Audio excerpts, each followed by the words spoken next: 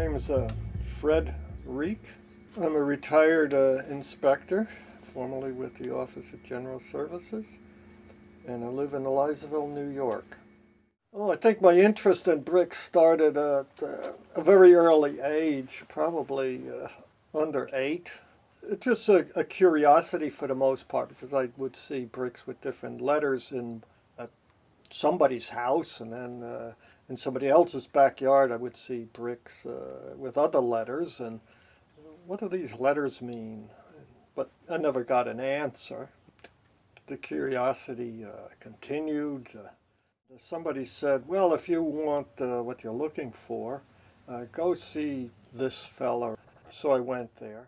I went by his pool, and here are bricks stacked up on the framework supporting the pool. And I made a remark. You know, I used to accumulate bricks like this too once upon a time. And he said, oh, would you like to see a real collection? Oh, yeah, why not? You know, it was my lunch hour. So I went in, and here he is. He had, I guess, maybe 3 walls of bricks, like Andy has here. And I said to him, you know, you got a lot here I don't have, never saw before. I may have some you don't have. And he said, you know, maybe we can get together somewhere. And you bring your doubles along, and I'll bring mine, and we'll have a swap. And we did. We met somewhere in Albany, parking lot, traded bricks, and I guess I must have doubled my collection. And so did he. And that was the start of it. And then he said, well, usually it starts out with an accumulation. Next thing is you get hooked. When you start dreaming about them, then you know you're hooked. Dream about it, you gotta be crazy. Well, it did happen.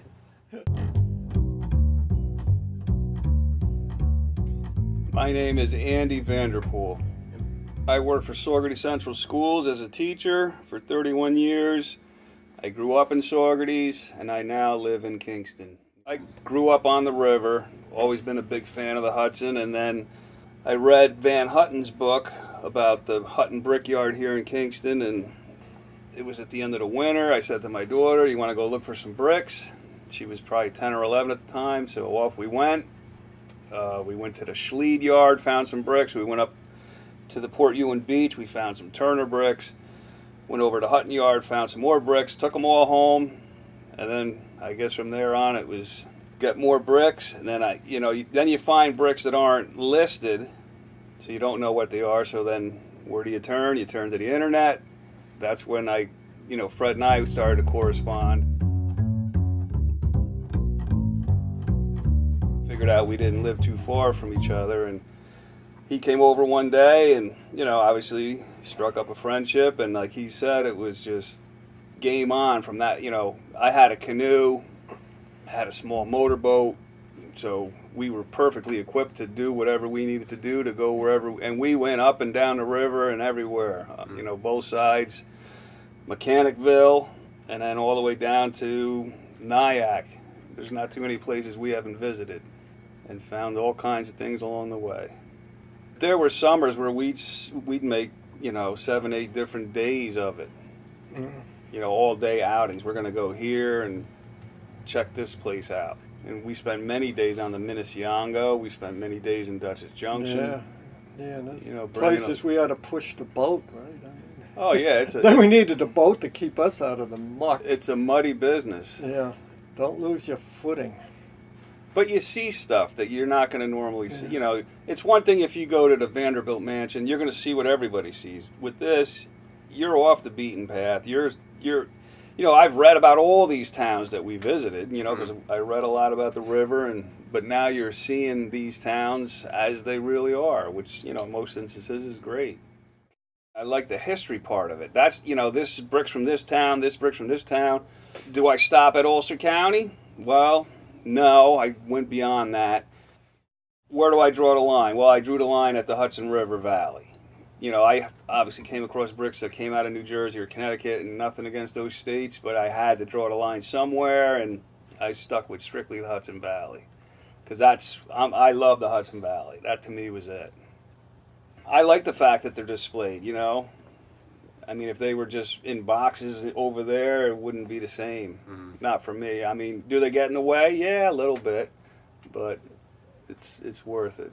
I think it's a fine way to come home from work, sit down, have a drink, and you just look at these things. It takes you back, you know. A brick might remind you of some good time or some adventure or something like that. It takes you away from any burdens you might have that you want to escape from.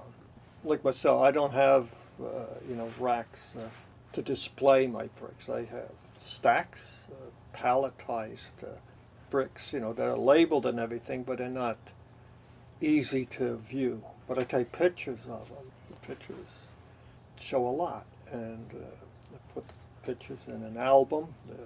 I can take them to the albums to shows. I go to like brick meets that are around the country, mostly no further west than Ohio. I don't plan to go beyond that.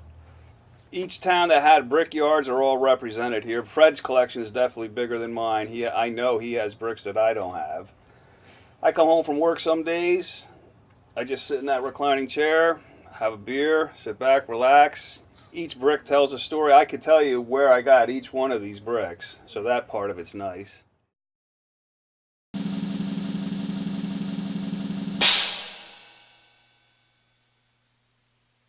These are both vanilla, but you can see that's... There's one you can get a grip on. Yeah.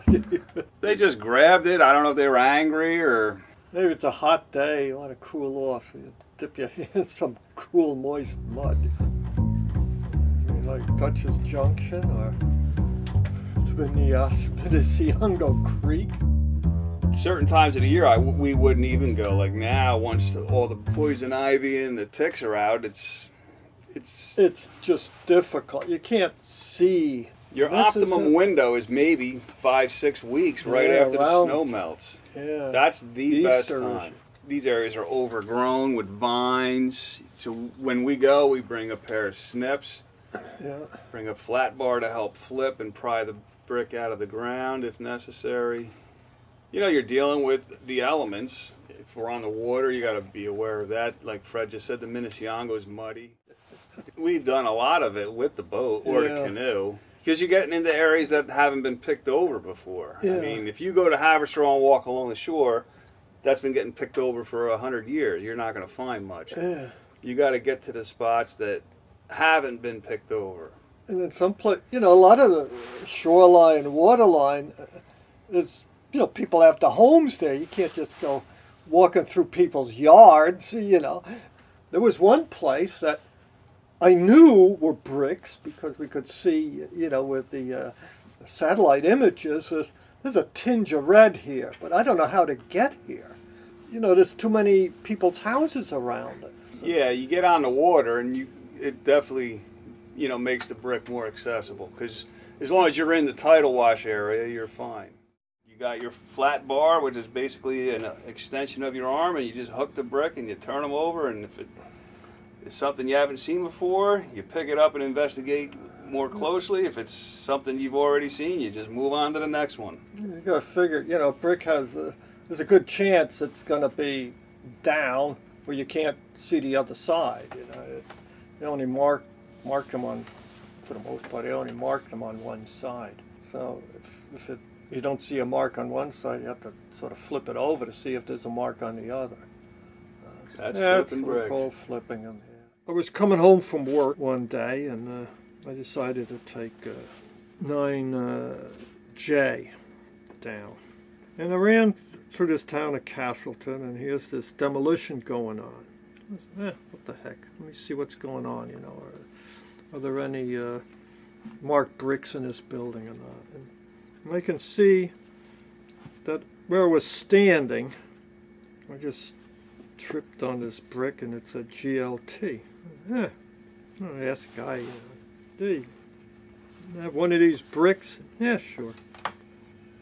But who is GLT? Well, I know just a few hundred feet south on the other side of the town, I guess, is a Brickyard Road. So some other time I decided I'm going to just drive up there and see what's there.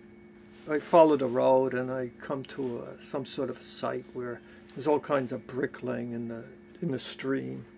I didn't see anything exciting. I came a little further, there was a foundation, and in the front steps of what led to the building was a George L. Tobin. So there's George Tobin. And then somewhere I also ran into this one.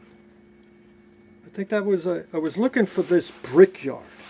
And I was walking along the Hudson and I see this brick, and it had an L in it with two raised dots. Heh. Wow, that looks kind of like an old Tobin brick. And I could see there was a little not a dimple, but a little tit there and tit here. That's interesting. Then there's this letter L. Seems like something happened and somebody took a brace and bit and bored out the letter G and the letter T. And well, you can see a bit of it here, maybe this end of the you could see this end of a T. So I said, what happened here? Well, I go home and I happen to have a telephone directory for the Hudson River Telephone Company dated 1907.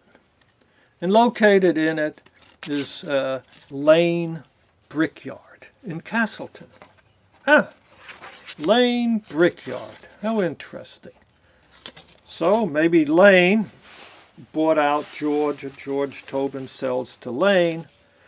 How's Lane gonna mark his bricks? What the hell, I'll just bore out the first and the last letter, and now I can save a lot of money on brick molds.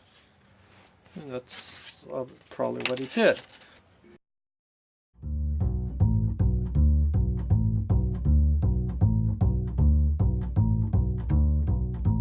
There's a lot of collectors out there.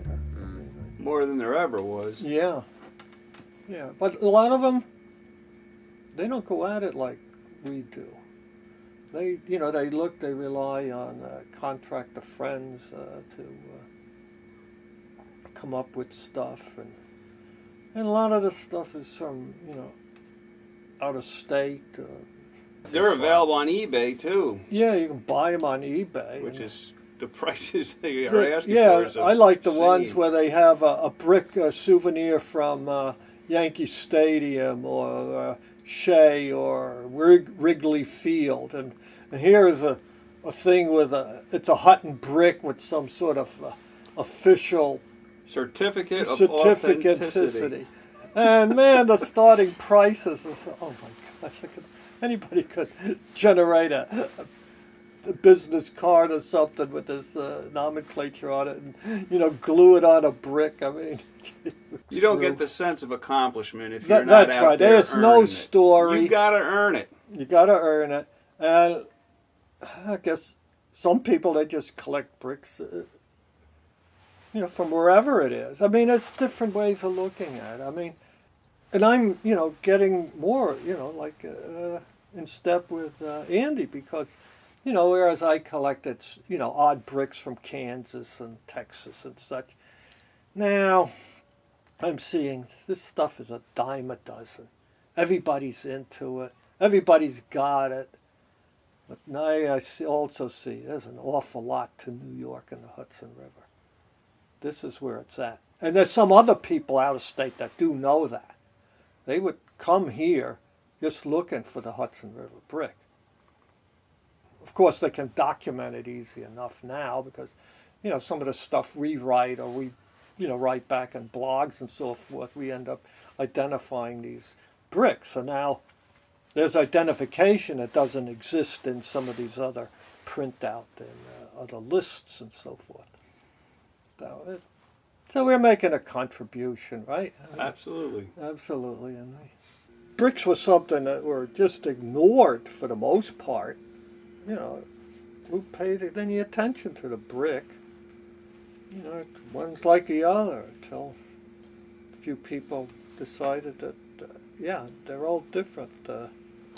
There's a history, there's people behind them, there are immigrants behind them, Lithuanians, the Italians, Irish, you name them. And you go to these old brick manufacturing cities like Mechanicville or Haverstraw, and you go through Cohoes, and you see all these different churches.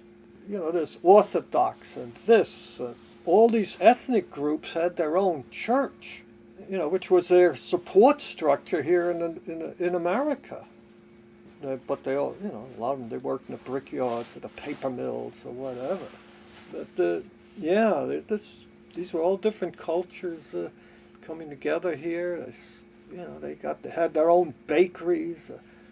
It's just like the history of the Rondout. I mean, urban renewal came along and tore everything down. These are old buildings. You know, we can put modern in here. Well, you know, they tore down a lot of these places, but the places really never recovered because displaced entire cultures. You know, there were different parts of town where different nationalities lived and supported each other. But when urban renewal came along, it just ripped that all out. You know, you didn't have the personal, man-on-man relationship between the proprietors and the customer.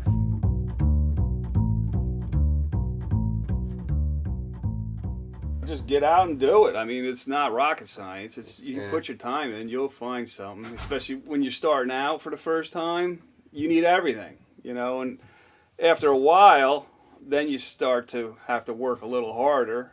But if you stick with it, you'll continue to find stuff. I mean, down towards the city, that's where everything went. So if you can get into a demo site, you're going to find bricks. You know, the brickyards, there's some, like Fred mentioned, Brockway. If you can get in there, you're going to find lots of Brockway brick, and that's a good place to start. But once you get all the easy ones, that's when it's going to be more of a challenge.